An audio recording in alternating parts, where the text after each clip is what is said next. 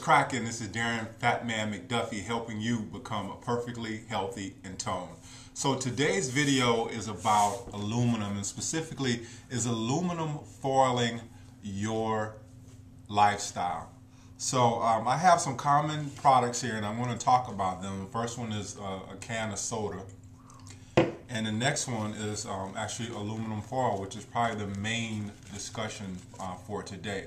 So I did a video a long time ago with regards to aluminum and the dangers of aluminum, and in that video I discussed that aluminum has been found in the brains of Alzheimer's and dementia patients. So there's never been a real connection, but this is what they're finding, and I found that an ounce of prevention is worth a lifetime of heartache. So if I can avoid something, then I'm going to do that. So with that said, you know, I grew up using this product. This is aluminum foil, and I grew up using this product. We would wrap sandwiches in it. We would have cookouts, and my mother would wrap the meat in it, and we would cook it, you know, cook the meat in that.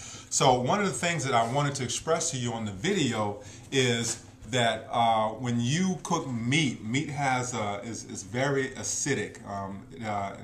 So when you cook the meat, what happens is that the aluminum can get into your meat. And I know a lot of times with, you know, springtime coming up and then summer coming up, a lot of people are going to be cooking out. And one of the things that I always see people doing is they're either coating their aluminum foil, covering their aluminum foil rather on the grill, or they're either putting meat inside of aluminum foil.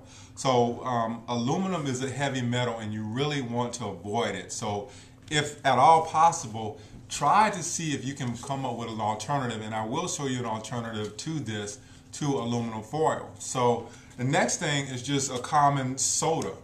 You know, our sodas come in aluminum cans. I bought this soda today. I don't particularly drink soda in the house, and if we do, we drink a natural soda, and it's in a glass. But sodas, just aluminum can sodas, there's a danger with this as well, because you don't know how long these sodas have been sitting in the warehouse. And a lot of times what happens is the sodas will be sitting in the warehouse for a long time, and sometimes that warehouse is not cooled correctly, and it could be in a hot warehouse. And what happens is that aluminum can seep into your sodas.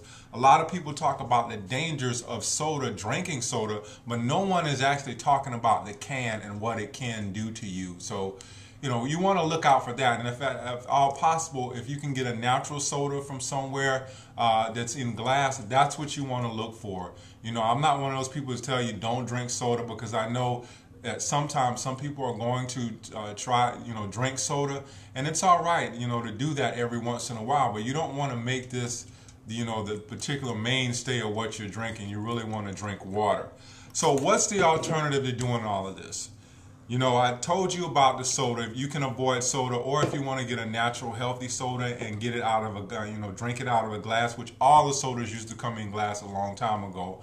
You know, I'm a child of the 70s, so I remember when we had the soda machines, and they would always come in the glass. And I even remember RC Cola. So you know, that tells you how old I am. So, you know, avoid that, and if all possible, again, try to see if you can get that in glass. The next thing is with aluminum foil, you can use something called parchment paper. So parchment paper is a great alternative to aluminum foil. You can put this down if you're heating up your food in the oven. You can put this down, put your food on top of that, and heat it up.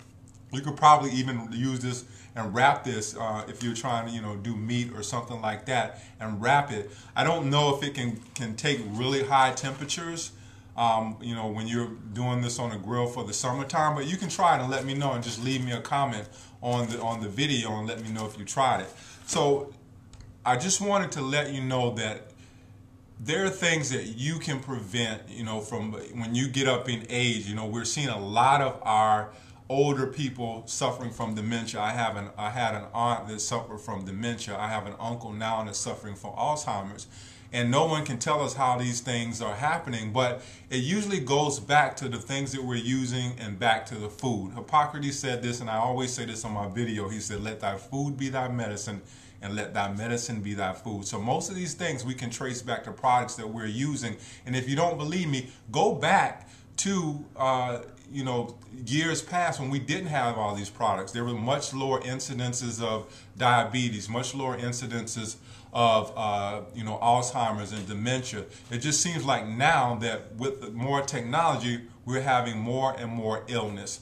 So pay attention to that. Leave me some comments on the video. I'm just about to launch my website. I'm going to show you how to connect with me on Twitter and follow me. I'm about to do some really good things, and I hope that you'll join me. So this has been Darren, Phat-Man McDuffie, helping you become perfectly healthy and toned. And I'm out.